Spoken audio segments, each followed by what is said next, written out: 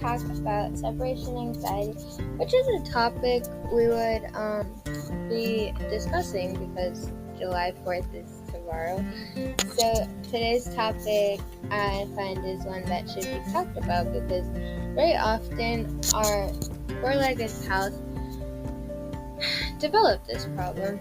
So today here we are to talk about separation anxiety, and it's a topic I'm going to break up for you.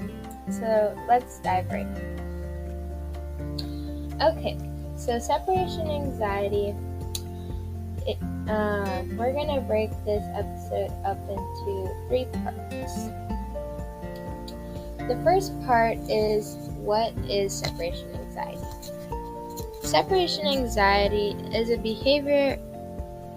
what a behavior is called when your dog is scared or anxious or afraid when you leave your house. When it is a scary thing for them and they grow to dread it when you leave, this anxiety can cause unwanted behaviors from your dog, no matter how old the dog is. It causes them to have a trigger, either to distract, bark, or other things. We'll talk more on this in part 2. But don't fear because you're thinking that you can't help your dog. Separation anxiety can go away. But how? We'll see in part 3. But so that's what it is. It could be described as a behavioral problem that causes the dog to exhibit unwanted behavior or fearfulness.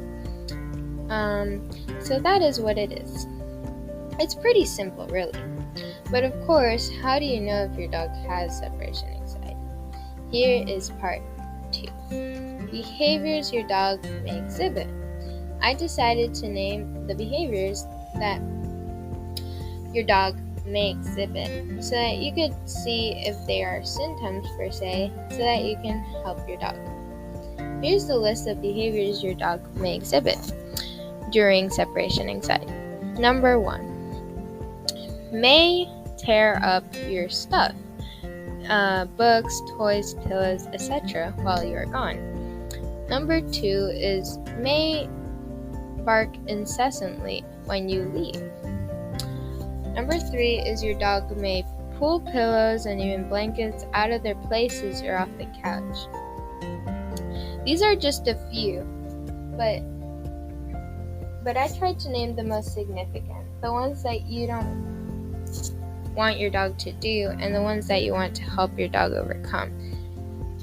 They're the most significant because, they're the ones that will cause most destruction and annoyance, so that's why you want to treat and help your dog overcome these behaviors.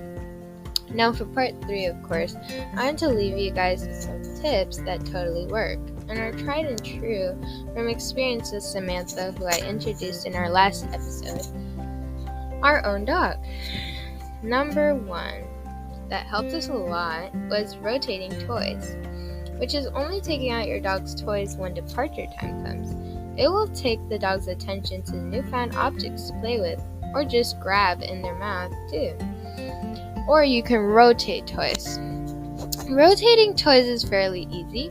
You take out a favorite toy for your dog, and the dog plays with it one day. You take out a different toy for your dog, and the dog plays with it another day.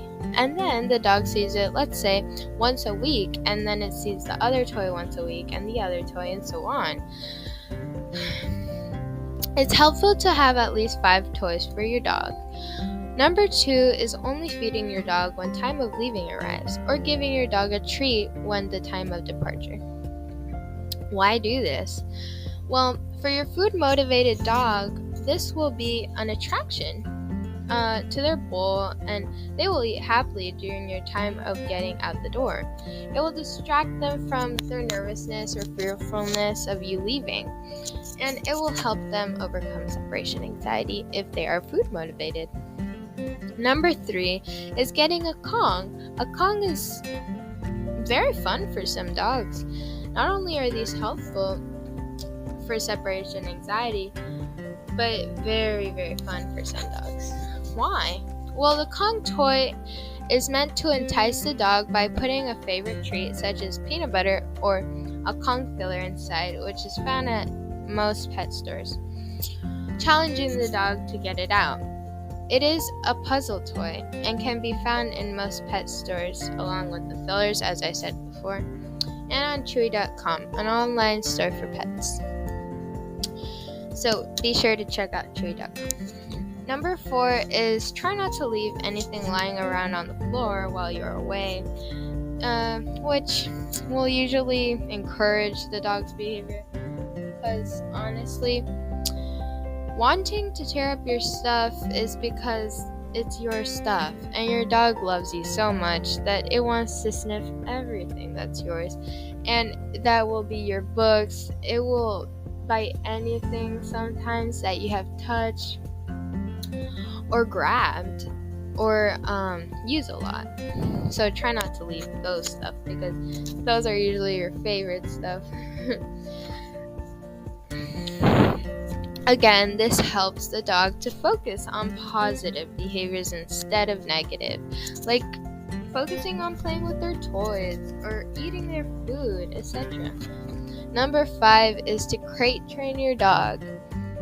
This is proven to be comforting, as your dog then has a comfy retreat and place to go.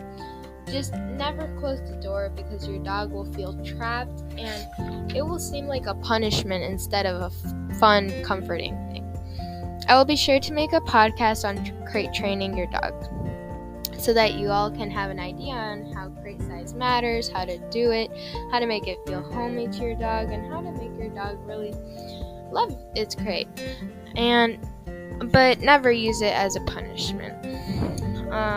Then your dog will get scared of the crate instead, which would be bad.